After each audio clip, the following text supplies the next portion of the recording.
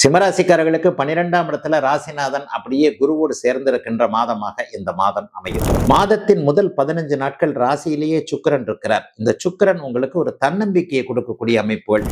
ஆடி மாதத்துல மாதம் முழுவதும் கடக வீட்டில் சூரியன் சுபத்துவமாக உச்சகுருவோடு சேர்ந்திருக்கிறார். அந்த மாதாந்திர கோள்களுடைய நாயகனாகிய சூரியன் சுபத்துவம் அடையும் போது 12 ராசிக்காரர்களுக்கும் பெரும்பகுதி நன்மைகள் இருக்கக்கூடிய அமைப்பு இப்போது உண்டு. 12ஆம் இடம் என்பது பயணங்கள் மற்றும் செலவுகளை குறிக்கக்கூடிய ஒன்று. ஆக இதுல என்னன்னா, தொழில் ரீதியா இந்த மாசம் நடக்கக்கூடிய அவ்வளவு பயணங்களும் சிம்மராசிக்காரர்களுக்கு நன்றாக இருக்கும். அம்மன் அருள் நேயர்கள் அனைவருக்கும் இனிய நல்வாழ்த்துக்கள். எல்லோரும் நன்றாக இருப்பீர்கள். இப்பொழுது 2026 இந்த ஆடி மாசம் பிறக்க போகிறது. இன்னும் ஒரு சில நாட்கள்ல ஆடி மாசம். ஐயா, போன மாதம் ஆனி மாதம், அதற்கடுத்துக்கு முன்னாடி வைகாசி, இந்த வருஷம் தமிழ் வருஷ பிறப்பு பிறந்ததுலேருந்தே ஏதாவது ஒரு வகையில் கொஞ்சம் நல்லது ஏதாவது நடக்குமா அப்படின்ற ஒரு அமைப்பில் இருந்தாலும், நாங்களும் குரு பயிற்சி சனி பயிற்சி எல்லாம் பார்த்துக்கிட்டு தான் இருக்கிறோம். மாதம் முன்னேற்றம் வரும்னு பார்த்தா முன்னேற்றம் வரவே இல்லைங்களே. கடவுள் பரம்பொருள் என்னுடைய பக்கம் கண்ணை திறக்கவே மாட்டாரா அப்படின்னு நினைக்கக்கூடியவர்கள் நிறைய பேர் இருக்கிறீங்கன்றதான் உண்மை. 12 ராசியிலையும் நல்லவர்கள் கெட்டவர்கள் அப்படி இருக்கிறத மாதிரி உயர்ந்தவர்கள் தாழ்ந்தவர்கள் என்கின்ற ஏதோ ஒரு பகுப்புத்தன்மை கண்டிப்பாக இருக்கிறது. அப்ப கஷ்டப்பட்டுக்கிட்டு இருக்கிற எல்லாருமே ஏதாவது ஒரு வகையில நல்ல மாற்றம் வந்துடாதா அப்படிங்கிறத இந்த ஆடி மாசம் எதிர்பார்ப்பீங்க. அப்ப மேஷம் முதல் மீனம் வரையிலான இந்த 12 ராசிக்காரர்களுக்கு இந்த ஆடி மாதம் எப்படிப்பட்ட ஒரு நல்ல பலன்களை தரும் அப்படிங்கிறத பார்க்க இருக்கிறோம். சரி, இந்த மாத பலன்கள் எதன் அடிப்படையில சொல்லப்படுகிறது? மாதாந்திர கோள்கள்னு சொல்லப்படக்கூடிய மாத பலன். ஆடி மாசம்னாலே சூரியன் ஒரு முதல் தேதி அப்படியே, அதாவது கடக வீட்டிற்குள்ள அப்படியே சூரியன் வரக்கூடிய அமைப்பு, கடக வீட்டை விட்டு வெளியேறக்கூடிய அந்த 30 நாட்கள் மட்டும்தான் மாதம். அப்ப ஆடி மாதம் கடக வீட்டில் சூரியன் இருப்பார். சூரியனுடைய பெயர்ச்சியை வச்சுதான் தமிழ் மாத பிறப்புகள்லாம் நடக்குது. மாத கோள்கள் அப்படின்னு சொல்லப்படக்கூடியது 4 கோள்கள் தான். சூரியன், செவ்வாய், சுக்கிரன், புதன். இந்த சுக்கிரனும் புதனும் 20-25 நாட்களுக்குள்ள ஒரு இடத்துல இருந்து மாறிடும். செவ்வாய் 45 நாட்கள்னு சொல்லப்படக்கூடிய 1.5 மாசம் இருப்பார். இந்த ஆடி மாதத்துல ஏதாவது ஒரு முக்கியமான பெயர்ச்சிகள் இருக்கா ஐயா அப்படின்னு பாத்தீங்கன்னா, வருடாந்திர கோள்கள் என்று சொல்லப்படக்கூடிய குரு, சனி, ராகு, கேது, இந்த கோள்கள் எதுவுமே மாறலங்க. சனி இந்த ஆடி மாதம் எப்படி இருக்கிறாரோ, ஆனி மாதத்துல எப்படி இருந்தாரோ, போன வருஷ பயிற்சியில எப்படி இருந்தாரோ அதே மாதிரி மீன வீட்டுல இருக்கிறார். குரு இப்பதான் ஜூன் மாசம் 2ஆம் தேதி உச்ச குருவாக மாறினார், கடகத்திலே இருக்கிறார். அப்ப இந்த இடத்துல கடகத்தில் இருக்கக்கூடிய குரு பகவான் கடகத்திலேயே இருக்க, கும்பத்தில் இருக்கக்கூடிய ராகுவும் சிம்மத்தில் இருக்கக்கூடிய கேதுவும் டிசம்பர் மாசம் தான் மாறுறாங்க. ஆக வருடாந்திர கோள்கள் என்று சொல்லப்படக்கூடிய குரு, சனி, கேது, ராகு இந்த கிரக பயிற்சிகள் கிடையாது. ஆனா மாத அமைப்புகளை குறிக்கக்கூடிய மாதாந்திர கோள்கள் எப்போதுமே மாறிக்கிட்டே இருக்கும். ஆடி மாதத்துல மாதம் முழுவதும் கடக வீட்டில் சூரியன் சுபத்துவமாக உச்சகுருவோடு சேர்ந்திருக்கிறார். அந்த மாதாந்திர கோள்களுடைய நாயகனாகிய சூரியன் சுபத்துவம் அடையும் போது 12 ராசிக்காரர்களுக்கும் பெரும்பகுதி நன்மைகள் இருக்கக்கூடிய அமைப்பு இப்போது உண்டு. இதுல என்ன ஒண்ணு என்னன்னா, உச்சகுரு பகவான் அஸ்தமனத்தை அடைவார். பெரும்பகுதி நாட்கள் இந்த ஆடி மாதத்துல சூரியன் கூடியே இருக்கிறார் இல்லையா, சூரியனோடு மிக அதிகமாக நெருங்கும் பொழுது அஸ்தமனத்தை அடையக்கூடிய தன்மை உண்டு. ஆக இந்த ஆடி மாதத்துல முழுக்க கடக வீட்டில் சூரியன் இருக்க, ஜூலை மாதம் 1ஆம் தேதி, அதாவது ஆகஸ்ட் மாதம் 1ஆம் தேதி அமைப்புகளில் பார்த்துட்டீங்கன்னா, ஜூலை மாதம் 15ஆம் தேதியிலிருந்து இந்த ஆடி மாசம் ஆரம்பிக்குது. ஜூலை 15ல இருந்து ஆகஸ்ட் 15 வரைக்கும். ஆகஸ்ட் மாதம் 1ஆம் தேதி சுக்கிரன் கன்னியில் நீச்சமடைவது ஒரு சுக்கிர மாற்றம். அதே போலவே ஆகஸ்ட் மாதம் 2ஆம் தேதி மிதுன வீட்டுல செவ்வாய் மாறுறது 2வது ஒரு மாற்றம். இப்போது ரிஷப வீட்டில் இருக்கக்கூடிய செவ்வாய் அப்படியே 2வது வீடு, 2வதுன்னு சொல்லப்படக்கூடிய மிதுன வீட்டிற்கு அவர் மாறுவார்.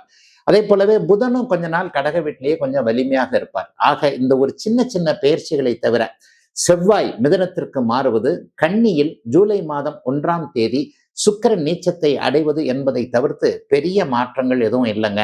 சூரியன் சுபத்துவமாக இருக்கிறதுனால அரசாங்கம் சம்பந்தப்பட்டவர்கள், எலக்ட்ரிக்கல் சம்பந்தப்பட்டவர்களுக்கு மிகப்பெரிய நல்ல முன்னேற்றங்கள் இப்போது கண்டிப்பாக உண்டு.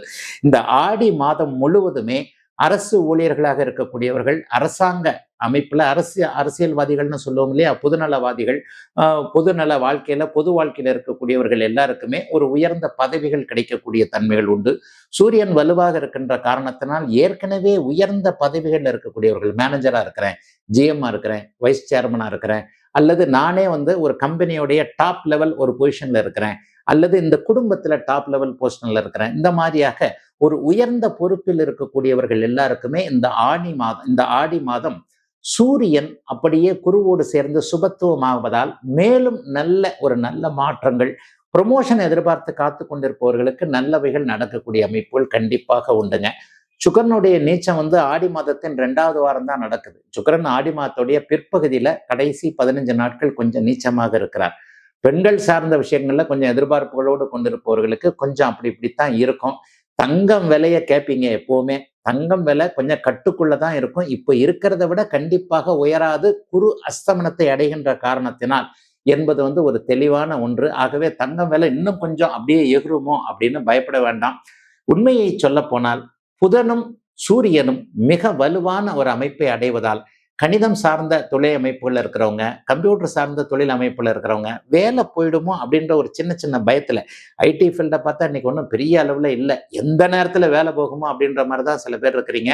அந்த மாதிரியாக நினைக்கக்கூடியவர்களுக்கு ஆடி மாதத்துல பெரிய அளவுல கஷ்ட நஷ்டங்கள் எதுவும் இல்லாத ஒரு இயல்பான மாதமாகவே இந்த மாதம் அமைஞ்சிருக்குங்க. உச்சகுரு பகவான் சனியை பார்க்கின்ற ஒரு அமைப்பு ஏற்கனவே ஜென்மச்சனி, அஷ்டமச்சனி, அர்த்தாஷ்டமச்சனி போன்றவைகள்ல அவஸ்தைப்பட்டு கொண்டிருக்கக்கூடிய, குறிப்பா கண்டகச்சனியும் சொல்லுவேன், இதுலெல்லாம் அவஸ்தைப்பட்டுக்கிட்டு இருக்கிறவங்களுக்கு சனியின் சுபத்துவம் நன்றாக இருக்கின்ற காரணத்தினால் ஒளி கிரகம் குருவோடு இணைந்து இருள் கிரகம் குருவின் பார்வையில் இருக்கிறதுனால இப்போது கஷ்டப்பட்டு கொண்டிருக்கக்கூடிய இந்த 12 ராசிக்காரர்களுமே ஏதாவது ஒரு வகையில கஷ்டத்தை அப்படியே தனித்து கொண்டிருக்கக்கூடிய அமைப்புகள் நிச்சயமாக உண்டு. உங்களுடைய இது என்னதான் இருந்தாலும் கோச்சார பலன்கள் அப்படிங்கிறது உங்களுடைய பிறந்த ஜாதக அமைப்பை பொறுத்து தான் கண்டிப்பாக நடக்கும். பிறந்த ஜாதகத்துல 6, 8ன்னு தசாபக்தி அமைப்புகள், அந்தர அமைப்புகள் நடந்துகிட்டு இருக்குங்க, கடுமையான கஷ்டப்பட்டுக்கிட்டு இருக்கிறாங்கன்னு நினைக்கிறவங்களுக்கு கூட ஓரளவிற்கு உச்சகுரு மற்றும் சூரியனுடைய சுபத்துவம், சனியினுடைய சுபத்துவம் காரணமாக பெரிய கஷ்ட நஷ்டங்கள் ஆடி மாதம் இருக்காதுங்க. மற்றபடி ஏற்கனவே எனக்கு நல்ல பலன்கள் கொஞ்சம் நடந்துகிட்டு இருக்கு, கஷ்டத்துல இருந்து கொஞ்சம் இப்போதைக்கு வெளியே வந்திருக்கிறேன், பரவாயில்ல அப்படின்னு நினைக்கக்கூடியவர்களுக்கு இப்போது இருப்பதை விட கொஞ்சம் நல்ல முன்னேற்றங்கள் கண்டிப்பாக உண்டு. ஆகவே எதையும் நல்ல விதமாக சமாளிக்கக்கூடிய அமைப்புகள் 12 ராசிக்காரர்களுக்கும் இருக்கும் என்பதால் பெரிய கஷ்டத்தை இந்த 12 ராசிக்காரர்கள், மேஷம் முதல் மீனம் வரையிலான 12 ராசிக்காரர்களுக்கு கண்டிப்பாக கொடுக்காது என்பதை ஒரு பொது பலனாக எடுத்துக்கொண்டு இப்பொழுது 12 ராசிக்காரர்கள், மேஷம் முதல் மீனம் வரையிலான இந்த 12 ராசிக்காரர்களுக்கு தனித்தனியாக இந்த 2026 ஆடி மாதம் எப்படிப்பட்ட பலன்களை தரும் என்பதை இப்போது பார்த்தரலாம்.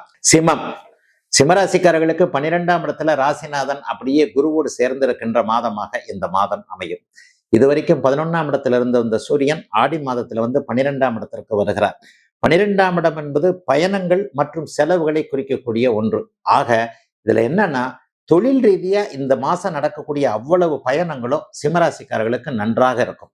இதுவரைக்குமே அதுலேயும் பூர நட்சத்திரக்காரர்களுக்கு இந்த 2 மாத காலமாக சாதகமற்ற தன்மைகள் நடந்து கொண்டிருக்கின்றன. அட்டமத்து சனியின் காரணமாக போன வருஷம் ஃபுல்லாவே மக நட்சத்திரக்காரர்கள் கண்டிப்பாக நல்லா இல்லை. ஆனா இந்த பூர நட்சத்திரக்காரர்களுக்கு கூட இந்த மாதத்திலிருந்து சில மாற்றங்களை நீங்கள் கண்டிப்பாக எதிர்பார்க்க முடியும். கொஞ்சம் தாழ்வு மனப்பான்மையில தன்னம்பிக்கையின்றி இருந்து வந்த சிம்மராசிக்காரர்கள் எல்லோருக்குமே ஒரு உயர்வு மனப்பான்மைகள் கிடைக்கக்கூடிய அமைப்புகள் இப்போது உண்டு. ஏன்னா சூரிய குரு சேர்க்கை 12ஆம் இடத்துல ஏற்படுகிறது. உச்ச குரு இப்போது சூரியனோடு சேருகிறார்.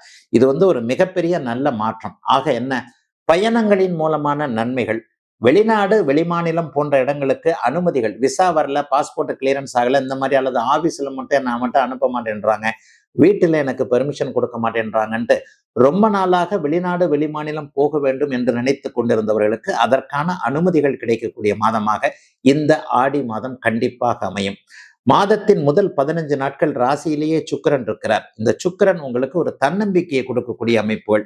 இதுவரைக்குமே காதல் கைகூடாதவர்கள், போன வருஷம் முழுக்க காதல்ல ஒரு மாதிரியான மன அழுத்தத்துல இருந்தவங்க, எனக்கு காதலே பிரேக்கப் ஆயிடுச்சுங்க, அப்படி ஆயிடுச்சுங்க, இப்படி ஆயிடுச்சுன்னு சொல்றவங்க எல்லாருக்குமே இன்னும் ஒரு நல்ல புதிய அறிமுகம் கிடைக்கக்கூடிய அமைப்பு, வாழ்க்கையில ஒரு பிடிப்பு வரக்கூடிய அமைப்புகள் இப்போது சிம்மராசிக்காரர்களுக்கு உண்டு.